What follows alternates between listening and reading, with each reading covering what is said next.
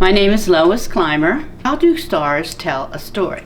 The way they tell a story is by the names. So we have 48 constellations, which were named maybe 5,000 years ago. Archaeologists say that they were first discovered in Mesopotamia 3000 BC. Now that's a long time ago. They said it was right at the very beginning of civilization. They are very old and they have continued, and we can find them in all different countries in their zodiacs and so forth. So the way they tell the story is by the name of the constellation, and the names of the major stars in them. For example, Virgo, right here, she's always been known as a virgin, and she has a major star in her called Spica, which means seed. And there is a verse in the Bible which is pretty well correlates with what we see among the constellations with Virgo and with Ophiuchus. This is the way the verse goes. It's Genesis 3:15, and it says, I will put enmity between thee, the serpent, and the woman, and between your seed and her seed. Her seed would be, according to the Christian message, would be Jesus Christ. He shall bruise you on the head. Christ is going to bruise the serpent on the head, and you will bruise him on the heel. This is a very picturesome language. I mean, sometimes the Bible is hard to understand. We really have to study it, and we can look what other people have said about it. And this particular verse is called the Proto-Evangelium, which means first gospel. So right there in the first couple chapters of Genesis, we have it.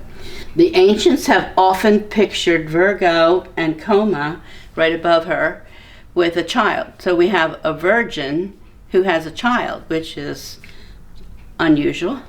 Shakespeare wrote in one of his plays that this person would shoot an arrow up to the good boy in Virgo's lap. So as late as Shakespeare, they were recognizing that this was a virgin that had a child. And a lot of times the child is called the desired one. So then we can move over here to Ophiuchus, and Ophiuchus has a star in his head, which means head of the desired one. So he's grown up. This is the desired one, and he has grown up, and he's struggling with a serpent. Then he also, here's another picture of Ophiuchus. He also has one foot on the head of Scorpio, and the other foot seems to be at the tail of the scorpion where it could be stung. So as you can see, that's a picture of that verse that I just quoted, where it tells us that God's promising a redeemer, and he's going to be born of a woman, and is a seed of a woman, and also it's going to be this redeemer is going to crush the head of the evil one, but be stung in the heel. So that's it in a nutshell. Now today I'm going to talk about another constellation, and that is Capricornus. Now Capricornus is shown as a goat that's dying and a fish with a fish tail. Now that's a pretty curious picture. A dying goat with a fish tail. What could that possibly mean? Well, we know that in ancient times, they often used goats for sacrifices, and the Israelites did the same. There's some verses where Moses is told to take a kid for a sin offering. And then he says, this is holy. This is for an atonement for the people before God. And so we know from the Bible that animal sacrifices prefigured Christ.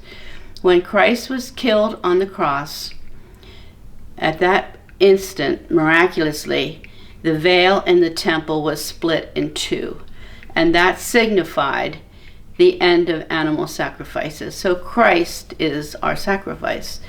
And we can see that in this particular illustration, it would appear that Christ is the dying goat. And what about the tail? Well, the early Christians were known as Ichthus and Pisces, which both mean fish. And in fact, there was a saying in Greek, Jesus Christ, Son of God, our Savior. And the initials stood for fish. And then we see a number of other fish in here. So here we have Capricornus with a fish tail. Here we have Aquarius pouring out a bowl of water. That urn of water is going in a big stream, and there's a fish called Pisces australis, which means southern fish, which we really can't see on here, and we would have difficulty seeing it in this northern atmosphere. But the fish has an open mouth and it's drinking in the water that Aquarius is pouring out. Then here we have Pisces, which is two fish. One swims this way, one swims that way, and they're connected by a band. And then we also have cute little Delphinus, the dolphin. So there's a number of fish on here.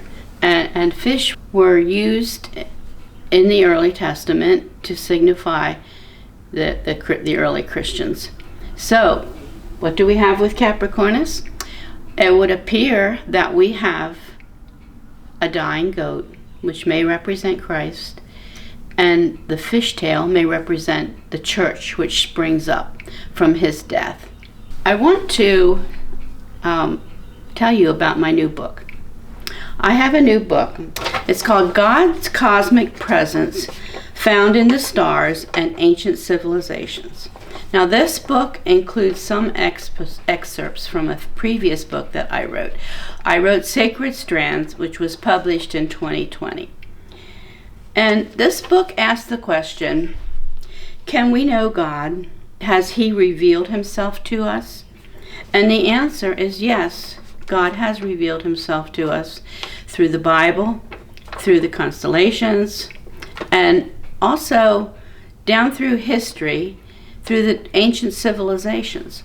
Now, the ancient civilizations appeared to have some knowledge of God, and it would appear that it may have been taken from the constellations, and I talk about that in my book. Now, what is that knowledge?